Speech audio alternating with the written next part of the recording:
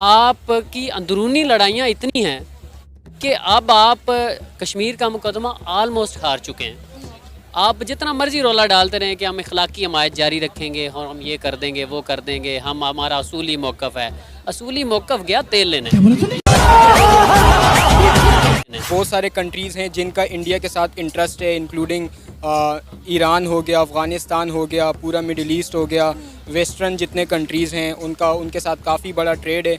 तो despite of that वो ये ना भी चाहते हों कि ये मीटिंग ना हो, बट स्टिल वो सपोर्ट इसलिए करेंगे क्योंकि उनके बाकी जो है वो उनके साथ जिस तरह लिंकेजेस हैं, उनके ट्रेड के रिलेशन। आज का सवाल ये कि अगर पाकिस्तान और इंडिया का कंपैरिजन करते हैं हम लोग, अव्वल तो बनता नहीं है, लेकिन आपने फिर भी ये चीज़ बतानी है कि पाकिस्तान की कौन सी चीज़ बेहतर है इंडिया से और इंडिया की कौन सी चीज़ बेहतर है पाकिस्तान से।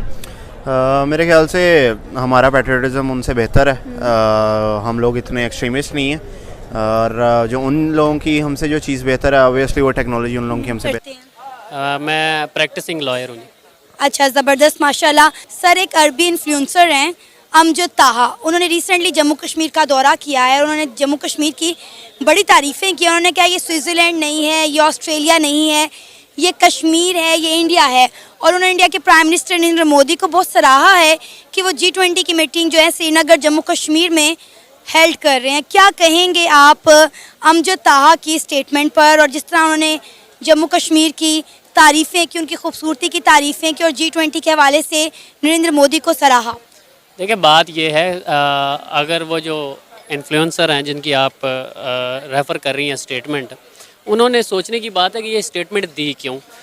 उन्होंने इसलिए दी, देखें इंडिया जो है वो 1 अरब की आबादी है, बहुत बड़ी मंडी है यूरोप के लिए, अमेरिका के लिए, जो अपनी आजकल लोगों के मफादात जो है वो इकॉनमी से जुड़े हैं।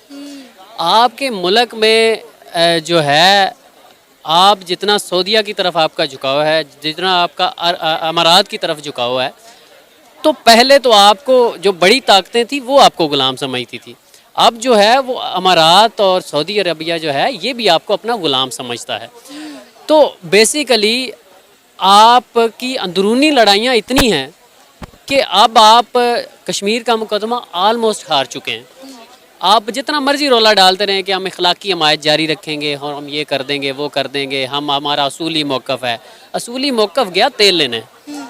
आपकी इकॉनमी इस काबिल नहीं है। अब आज ही आपने देखा कि आज ही जो वज़ारत ख़ज़ाना है उनकी ये स्टेटमेंट आई कि जो सरकारी मुलाजमीन हैं हमारे, उनके जो इंक्रीमेंट्स हैं वो भी IMF का बजट हम देंगे और वो अप्रूव करेंगे तो फिर हम आगे बढ़ेंगे।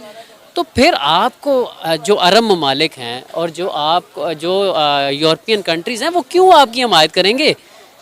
मतलब आपकी तो अपनी डेवलपमेंट हो रही है, तो फिर जब वो इल्हाक कर लेंगे तो फिर पाकिस्तान के हाथ से भी चीज़ें निकल जाएंगी। जब हाथ से चीज़ें निकल जाएंगी पाकिस्तान से तो फिर डेफिनेटली वहाँ पे डेवलपमेंट होगी और कश्मीरियों की ज़िंदगी आसान होगी। मैं समझता हूँ कि पाकिस्तान के साथ जो है अब वैसे भी नहीं वो आएंगे, तो बेहतर है पाकिस्तान अब जो है वो बैकफुट पे आके जितना कश्मीर हमारे पास है उन्हीं के साथ चले। जो आज़ाद कश्मीर है उनको क्या दिया आज तक इन्होंने, मतलब उनको तो अपनी गवर्नमेंट सेलेक्ट करने का हक नहीं है। जो सिटिंग गवर्नमेंट होती है उसके साथ उन्होंने जाना होता है ताकि हमें कुछ बजट मिल जाए। कितनी डेवलपमेंट किया आपने आज़ाद कश्मीर में, लेकिन जम्मू कश्मीर में जो किया उसका कंपैरिजन कर लें। बीइंग अ पाकिस्तानी मैं ये तो कह सकता हूँ, कायदे आज़म ने कहा था, मेरे बानी पाकिस्तान ने कहा था कि कश्मीर जो है वो पाकिस्तान की शारक है, लेकिन अनफॉर्चुनेटली उसके बाद जो लोग आए हैं उन्होंने कायदे आज़म की उस बात की ना लाज रखी है ना उसको सीरियसली लिया है। उन्होंने बस जो है ना दुनिया को दिखाने के लिए और दुनिया से फंडिंग बटोरने के लिए और लोगों से फंडिंग लेने के लिए, हमदर्दियों के लिए ये स्टांस रखा, लेकिन अमली तौर पे 47 से लेके आज 2023 तक किसी भी हुक्मरान ने कश्मीर की पॉलिसी को सीरियसली नहीं बनाया और कश्मीर के हवाले से सीरियस इक़दाम नहीं करे, जिसकी वजह से आज जम्मू कश्मीर के लोग जो हैं वो ये सोचने पे मजबूर हैं कि हम जो है इंडिया के साथ चले जाएं, क्योंकि यहाँ डेवलपमेंट तभी होगी जब हम एक खुशहाल मुल्क के साथ जाएंगे। एक जो लुटा पुटा मुल्क है जिसमें आज तक यही डिसाइड नहीं हुआ कि इलेक्शन कब होने हैं, और आपकी सबसे बड़ी अदालत ये कह रही है कि इलेक्शन कराएं, और मुंतहिब लोग जो हैं, जो अवामी रिलेशनशिप ख़राब हो, जैसे पाकिस्तान हो गया या बाकी कंट्रीज़ हो गए, जो नहीं चाहते कि ये मीटिंग यहाँ पे जम्मू कश्मीर में होनी चाहिए। अच्छा, पिछले दिनों जो है एक UN के रिपोर्टर ने भी इस पर कहा कि यहाँ पर श्रीनगर में जम्मू कश्मीर में जो है वो G20 की मीटिंग नहीं होनी चाहिए क्योंकि यहाँ पर माइनॉरिटीज़ की राइट की वायलेशन की जाती है, जिस पर इंडिया ने उन्हें हिट बैक करते हुए कहा कि आप कौन होते हैं हमें ये कहने वाले, कश्मीर हमारा है, हम जौन सा मर्जी इवेंट यहाँ पर करवाएं। तो इंडिया तो किसी की भी इस वक्त बात सुनने को तैयार नहीं है, और इवन के कश्मीरी भी जो हैं वो खुश हैं G20 की इस मीटिंग से। उन्होंने कहा है कि हमें कोई एतराज़ नहीं है, अगर हमारे खित्ते में इस तरह के इवेंट होते हैं तो कश्मीरियों के लिए बेहतर है ये। देखें, इस पे एक तो ये चीज़ है कि इंडिया ने जिस तरह इसको आंसर किया है वो ये कर भी सकते हैं। उसका मेन रीज़न ये है कि वो ऐसी इकॉनमी है जो किसी पे डिपेंड नहीं करती, सेल्फ सफिशेंट है। सो दे हैव पावर टू से दिस के, और वो वहाँ पे कंडक्ट भी करा सकते हैं। और बहुत सारे कंट्रीज़ हैं जिनका इंडिया के साथ इंटरेस्ट है, इंक्लूडिंग ईरान हो गया, अफ़गानिस्तान हो गया, पूरा मिडिल ईस्ट हो गया, वेस्टर्न जितने कंट्रीज़ हैं उनके साथ काफ़ी बड़ा ट्रेड है। तो डिस्पाइट ऑफ दैट वो ये ना भी चाहते हों कि ये मीटिंग ना हो, बट स्टिल वो सपोर्ट इसलिए करेंगे क्योंकि उनके बाकी जो है वो उनके साथ जिस तरह लिंकेजेस हैं, उनके ट्रेड के रिलेशन हैं, तो वो उसकी बेस पे इंडिया को सपोर्ट। मेरे ख्याल से हमारा पैट्रियटिज़म उनसे बेहतर है। हम लोग इतने एक्सट्रीमिस्ट नहीं हैं, और जो उन लोगों की हमसे जो चीज़ बेहतर है, ऑब्वियसली वो टेक्नोलॉजी उन लोगों की हमसे बेहतर है।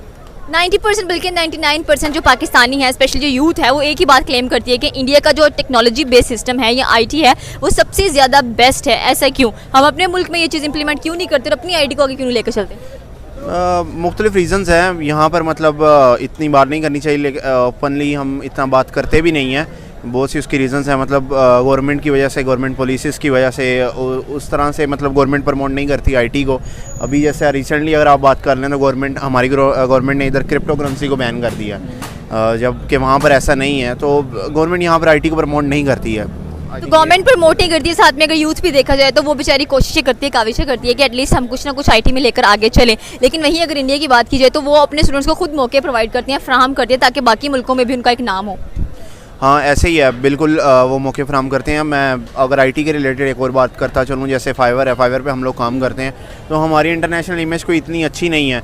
तो वहाँ जहाँ पर गवर्नमेंट का कसूर है, वहाँ पे थोड़ा हम लोगों का भी कसूर है।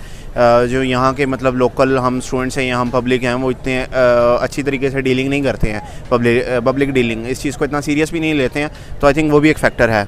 बात अपने बिल्कुल ठीक है कि यस, ये फैक्टर इंक्लूड होता है, क्योंकि हम सिंसियरिटी से काम नहीं करते हैं, हम ट्रस्ट डेवलप करने की कोशिश नहीं करते, ना ही ट्रस्ट गेन करने की कोशिश करते हैं। इनफैक्ट हम कहते हैं कि शॉर्टकट सप्लाई करने ताकि जल्द से जल्द हमें कोई ना कोई मुनाफा हो। तो ये चीज़ एक बहुत बुरी है, and Pakistani I think so कि इसी वजह से भी काफ़ी बैकवर्ड जा चुके हैं। हाँ, बिल्कुल ऐसा ही है, आपने सही बात की कि जैसे मैं पहले कह रहा था कि मतलब हम फाइवर पे इतनी कोई अच्छी खास कस्टमर डीलिंग करते नहीं है, लेकिन और ये चीज़ हमें इतनी कोई सिखाई जाती भी नहीं है। मुख्तलिफ फैक्टर्स हैं। बात कीजिए अगर आप कंपैरेटिवली इंडिया की बात करते हैं तो वो इस चीज़ में ज़रा अच्छे हैं। आईटी में वो क्यों आ गए हैं? क्योंकि वो अपनी पब्लिक डीलिंग में आ गए हैं, वो अपने आप को अच्छे तरीके से सेल करना जानते हैं। हम लोग शायद इस चीज़ में लैक करते हैं, लेकिन जैसे मैं हूँ, बहुत से और भी हैं। ये ऐसा नहीं है कि